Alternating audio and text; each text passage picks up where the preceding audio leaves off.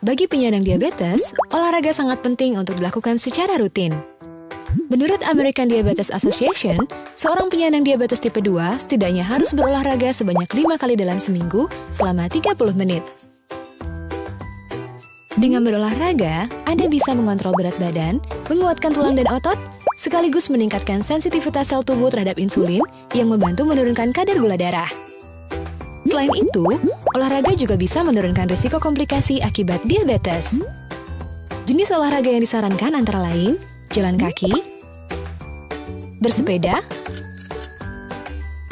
yoga, dan berenang. Selain itu, ada satu olahraga yang sangat dianjurkan para ahli, yaitu senam kaki diabetes.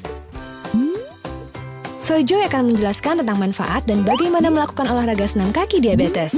Kegiatan ini bisa dilakukan di mana saja loh, termasuk di dalam rumah. Senam kaki diabetes adalah latihan gerakan kaki yang dilakukan penyandang diabetes untuk memperbaiki sirkulasi darah, memperkuat otot-otot kaki, mengatasi keterbatasan pergerakan sendi, dan mencegah komplikasi diabetes. Senam kaki diabetes sangat mudah dan praktis. Anda hanya perlu menyiapkan kursi dan kertas koran untuk melakukannya. Yuk kita mulai senam kaki diabetes sekarang. Letakkan tumit di lantai, lalu gerakan jari-jari kaki ke atas dan ke bawah. Ulangi sebanyak 2 set dan 10 repetisi. Gerakan kedua, angkat telapak kaki kiri ke atas dengan bertumpu pada tumit. Lakukan gerakan memutar keluar dengan pergerakan pada pergelangan kaki. Ulangi secara bergantian pada kaki kiri dan kanan, sebanyak 2 set dan 10 repetisi. Gerakan ketiga, angkat kaki sejajar, gerakan telapak kaki ke depan dan belakang. Ulangi sebanyak 2 set dan 10 repetisi. Gerakan keempat, angkat kaki sejajar, gerakan telapak kaki ke depan sebanyak 2 set dan 10 repetisi. Gerakan kelima, luruskan salah satu kaki dan angkat, putar pada pergelangan kaki seperti sedang menulis angka 0 hingga angka 10. Lakukan secara bergantian kiri dan kanan. Gerakan ke-6, letakkan selembar koran di lantai. Bentuk kertas koran tersebut menjadi seperti bola dengan kedua kaki. Kemudian ratakan kembali kertas tersebut. Lanjutkan dengan merobek kertas koran menjadi 2 bagian dengan kaki. Lalu, robek salah satu bagian kertas koran menjadi bagian-bagian kecil dan pindahkan ke atas kertas koran yang masih utuh. Terakhir, bentuk kembali kertas koran menjadi bola.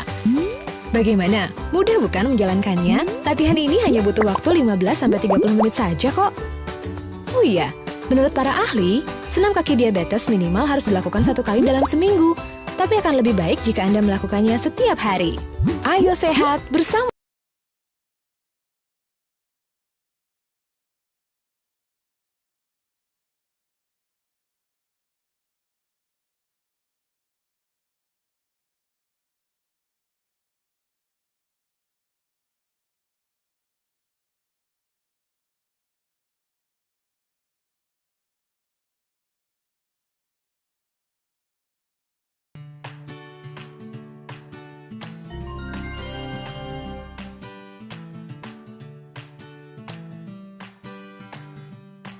Anda mungkin lebih mengenal gastritis sebagai gangguan lambung atau MAH.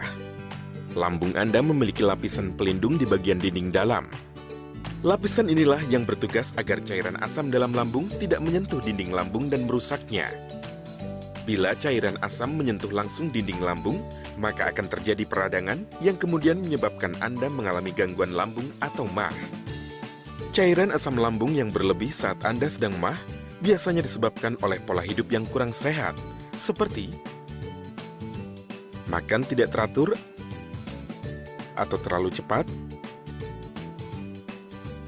makan makanan yang terlalu pedas dan berminyak, merokok, terlalu banyak mengonsumsi kopi dan minuman beralkohol, hingga stres berlebihan.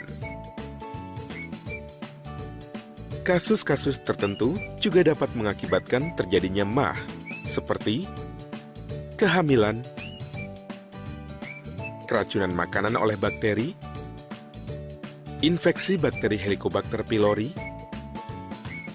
pemakaian jangka panjang atau berlebih terhadap obat-obatan pereda nyeri anti peradangan non-steroid atau NSAID, hingga stres akibat operasi besar, cedera, atau infeksi yang cukup parah. Untuk mengobati MAH, perlu dilihat kembali juga penyebab dari kondisi MAH yang dialami. MAH akut akibat konsumsi alkohol, NSAID berlebihan, kopi, dan kebiasaan merokok dapat disembuhkan dengan menghentikan konsumsi pemicu MAH. Sedangkan gastritis kronis akibat bakteri H. pylori dapat disembuhkan dengan terapi obat antibiotik dan penghambat produksi asam lambung. Mengonsumsi obat MAH sesuai dengan anjuran juga efektif dapat mengurangi gejala iritasi dinding lambung karena asam lambung. Segera periksakan diri Anda ke dokter bila MAH terjadi pada Anda yang sedang menjalani pola makan rendah garam, hamil dan menyusui, berusia di bawah 6 tahun atau lanjut usia, atau telah mengkonsumsi obat MAH lebih dari 1 minggu namun tak kunjung sembuh. Waspadai juga jika terasa nyeri di ulu hati yang disertai diare, sesak napas, demam, keringat dingin, muntah darah, mual dan muntah lebih dari 3 kali sehari, atau tidak kunjung membaik, atau semakin sakit setelah makan. Periksakan diri Anda sesegera mungkin bila mengalami kondisi tersebut. Agar bebas dari MAH, coba ikuti tips berikut yuk. Banyak makan makanan berserat seperti buah dan sayur. Cukup minum air putih yang membantu proses pengolahan makanan, penyerapan nutrisi, juga melancarkan pembuangan. Kurangi makan berlemak dan berminyak. Olahraga dengan teratur.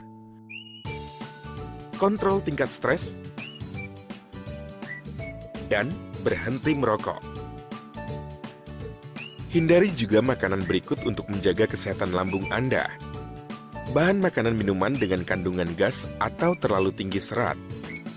Bahan makanan yang merangsang terbentuknya asam lambung. Makanan yang sulit dicerna yang memperlambat pengosongan lambung.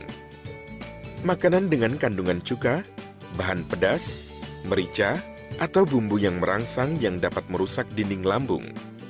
Makanan yang dapat membuat cairan lambung naik ke kerongkongan, seperti makanan tinggi lemak hingga makanan yang digoreng.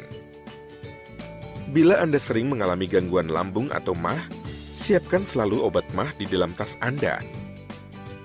Pastikan juga untuk memeriksakan diri Anda ke dokter saat gejala berlanjut.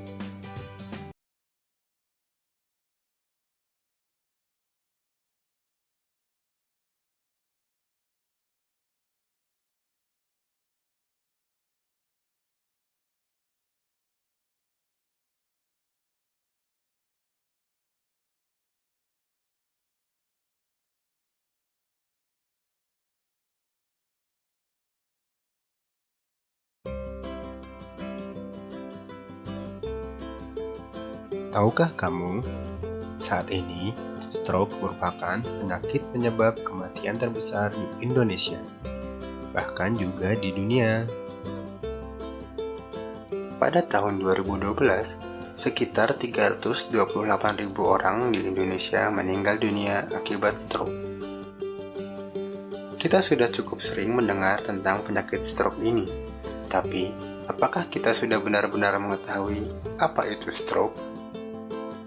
Stroke merupakan penyakit yang menyerang otak. Otak membutuhkan suplai oksigen yang dibawa oleh darah melalui pembuluh darah. Ketika aliran darah ke otak terhambat, akan menyebabkan kerusakan pada otak dan menyebabkan hilangnya sebagian fungsi otak. Inilah yang disebut dengan stroke. Terdapat 2 jenis stroke berdasarkan penyebabnya. Yang pertama adalah stroke yang disebabkan oleh penyumbatan pada pembuluh darah yang disebut stroke iskemik. Sebagian besar kasus stroke terjadi pada jenis ini.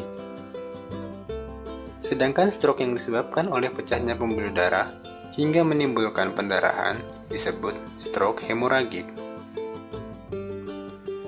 Adapun beberapa faktor risiko penyebab penyakit stroke adalah komplikasi dari penyakit lain seperti hipertensi, diabetes, kolesterol, dan obesitas.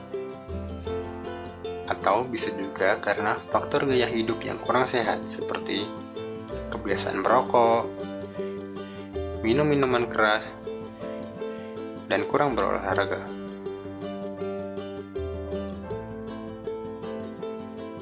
Stroke merupakan penyakit yang menyerang secara tiba-tiba. Maka dari itu, penting untuk mengetahui gejala dari stroke, yaitu dengan mengingat FAS, yaitu face atau wajah. Perhatikan bagian wajah.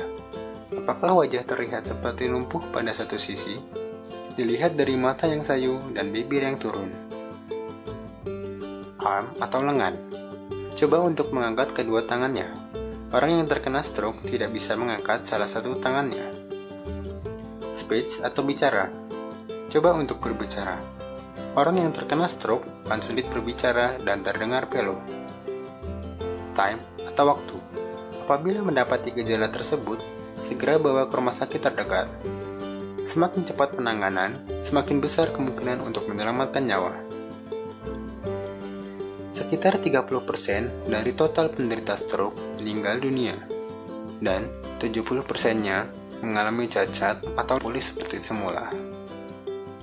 Tapi jangan takut, stroke dapat dicegah dengan cara berhenti merokok, tidak minum minuman keras, hindari stres, periksa tekanan darah, jaga pola makan dengan gizi seimbang dan kurangi garam, dan juga banyaklah berolahraga. Mari terapkan pola hidup sehat untuk tubuh yang sehat.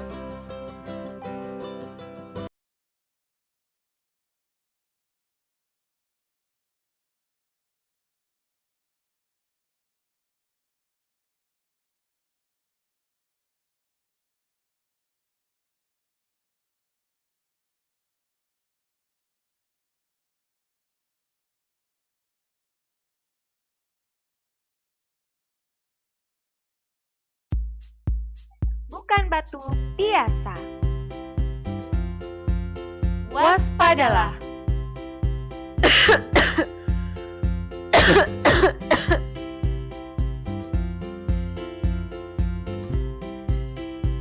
Untuk menambah pengetahuan kita tentang TBC, mari simak video ini. Apa itu TBC? TBC atau biasa dikenal dengan penyakit paru-paru basah adalah penyakit infeksi paru yang disebabkan karena kuman Mycobacterium tuberculosis. Bagaimana TBC bisa menular?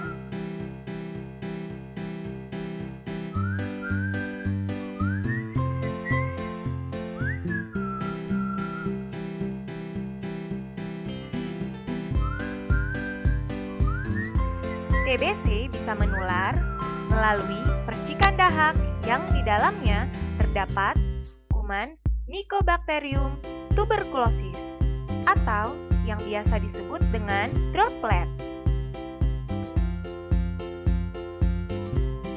Jika kamu mengalami gejala seperti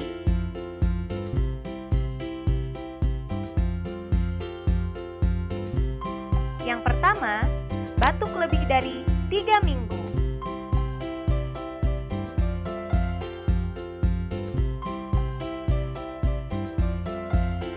Yang kedua, demam dan berkeringat dingin pada malam hari.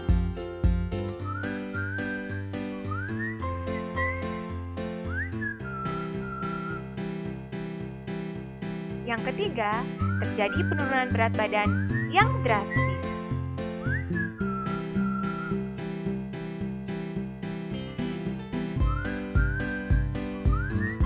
Segeralah memeriksakan diri.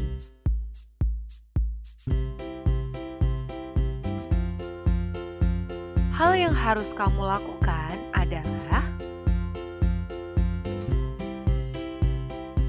yang pertama, datanglah ke fasilitas kesehatan terdekat. Kamu bisa datang ke puskesmas ataupun ke rumah sakit.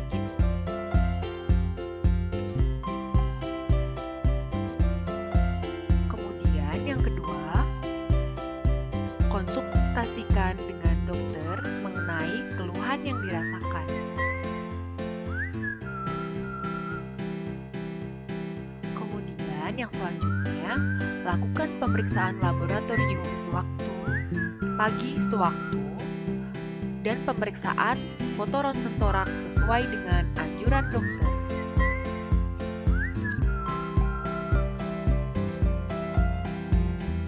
Setelah dokter melakukan pemeriksaan dan menyatakan bahwa ternyata kamu menderita TBC,